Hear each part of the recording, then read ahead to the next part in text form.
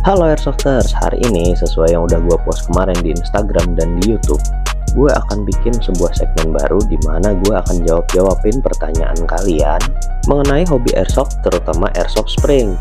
Oke, tanpa berlama-lama lagi, langsung aja kita masuk.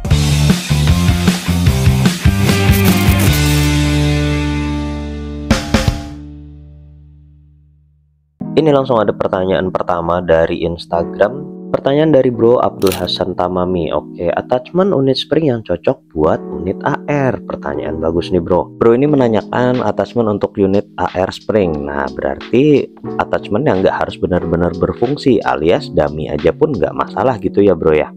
Oke, kita kasih rekomendasi. Untuk yang pertama mungkin Bro bisa coba pasangin optik. Optiknya nggak harus benar-benar berfungsi. Yang penting sih kasih tampilan yang lebih mewah dan lebih gahar aja ke unitnya. Atau Bro juga bisa pasang grip, dan yang pasti sesuaikan dengan selera Bro masing-masing. Sebagai referensi nih Bro, ini unit M416 tuh Cobra gua. Unit ini sangat minim aksesoris, tapi tampilannya entah kenapa jadi kelihatan lebih gahar gitu. Sekarang kita beralih ke pertanyaan yang selanjutnya. Oke, pertanyaan yang kedua ini datang dari YouTube. Azil Gaming 636 bertanya, 1. Tutorial caranya masuk klub airsoft di suatu daerah. Oke, yang kedua ada scope non dummy red dot yang di bawah 200.000 gak ya? Kalau ada rekomendasinya? Oke, nanti kita kasih. Yang ketiga, apa bedanya dummy grip sama functional grip? Dummy grip sama functional grip ya. Oke, kita akan jawab satu persatu. Dari yang pertanyaan pertama dulu. Pertanyaannya, cara mencari klub airsoft di suatu daerah. Oke, cara mencari klub di suatu daerah tentunya gampang banget di era media sosial seperti sekarang ini. Kamu bisa menggunakan media sosial seperti Facebook, Instagram, dan sebagainya untuk mencari klub yang ada di daerah kamu. Kalau nggak ada, cukup join ke komunitas yang se-Indonesia. Nanti bakalan diarahin kok sama teman-teman yang ada di sana. Oke, kita lanjut ke pertanyaan yang kedua. Ada nggak scope non-dummy red dot yang di bawah 200.000? Oke, jawabannya ada Bro. Dengan budget di bawah 200.000, lo udah bisa milikin sebuah optik red dot yang benar-benar berfungsi. Nih, seperti ini gambarnya. Mereknya Hakko. Cari aja di Tokopedia. Pertanyaan yang ketiga, apa bedanya dummy grip sama functional grip? Mungkin untuk perbedaan yang paling mendasar itu ada di bahannya Bre. Untuk dummy grip yang dimaksud ini mungkin maksudnya yang dibonusin dalam paket penjualan gel blaster itu kali ya. Kalau yang functional grip itu yang bermerek seperti Magpul dan sebagainya. Oke, kita lanjut ke pertanyaan selanjutnya ya.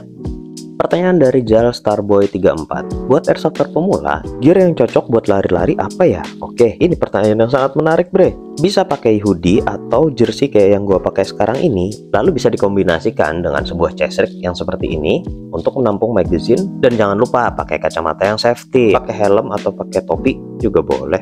Semakin sedikit bawaan lo dan semakin simple akan menambah kecepatan lo berlari saat di field Bre. Oke, sekarang kita bakalan lanjut. Pertanyaan berikutnya datang dari Bro Fabrion 1002. Waduh, banyak juga pertanyaannya ya. Oke, yang pertama, mulai dari kapan Om jadi airsofter?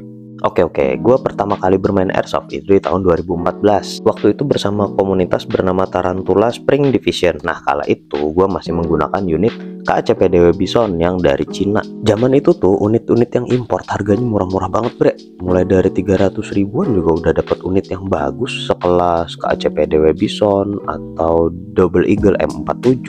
Jadi tahun-tahun itu bisa disebut sebagai tahun keemasannya airsofter spring di Indonesia, terutama buat gue yang seorang kayak gini lah ya, lu tahu sendiri. Oke, kita lanjut pertanyaan yang kedua.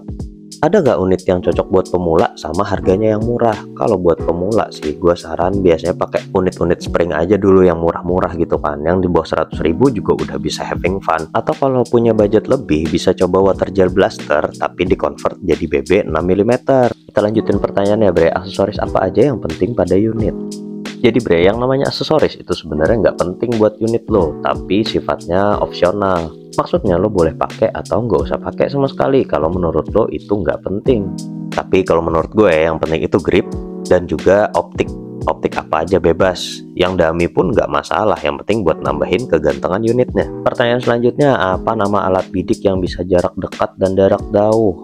Kalau buat jarak jauh udah pasti teleskop, namanya juga tele. Nah, tapi kalau buat jarak dekat itu ada beberapa pilihan Bre. Lo bisa pakai hollow sight, reflex sight, atau red dot sight. Nah, semua itu tergantung selera dan kebutuhan lo. Mau pilih yang mana?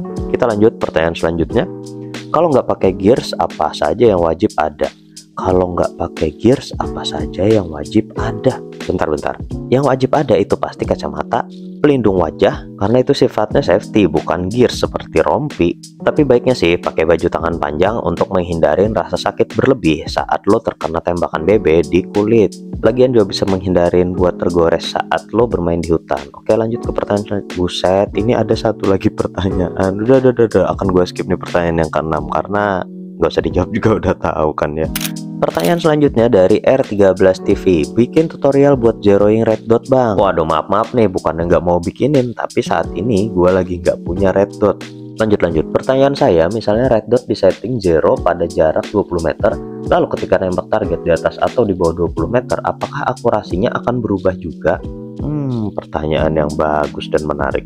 Jadi biasanya gini bang, kalau gue lihat teman-teman itu kalau misalnya dia nembak target di atas dari titik zeronya, itu bakalan dia ke atasin sedikit agar si BB ini nanti jatuhnya tepat berada di titik zero. Nah, sedangkan untuk berada di bawah jarak 20 meter itu harusnya aman-aman aja sesuai dengan titik zero yang udah dibikin tadi. Kita masuk pertanyaan yang terakhir dari Akavi Boys Gamer. Kira-kira ada gak alat untuk lindungin badan? Alat untuk lindungin badan itu namanya body vest bro. Ada banyak jenisnya body vest, coba cek aja sendiri di Tokopedia. Oke, kita lanjut ke pertanyaan yang kedua. Apakah boleh pakai laser ke lawan? Pakai laser ke lawan mungkin maksudnya pakai laser buat membidik lawan gitu kali ya. Boleh-boleh aja bre, cuman hati-hati jangan sampai kena mata. Karena setahu gue cahaya dari laser itu bisa membutakan mata untuk sementara maupun permanen. Ketiga, kalau pakai unit boleh gak BB-nya bisa keluar banyak seperti shotgun? BB keluar banyak. Oh, boleh bro. Maksudnya mungkin yang unitnya bisa keluar BB lebih dari satu gitu. Gue pernah review nih shotgun 3 shot. Jadi sekali tembak dia bisa keluar langsung 3 BB.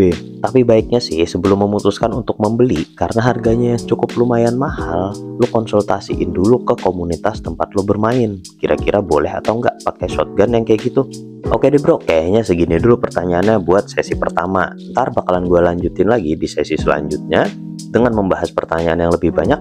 Oke, sampai jumpa lagi. Jangan lupa komentar di bawah dan like video ini biar nanti bisa kita bahas lagi di video selanjutnya. Oh ya, segmen ini belum ada namanya. Barangkali ada mau yang kasih nama, silahkan.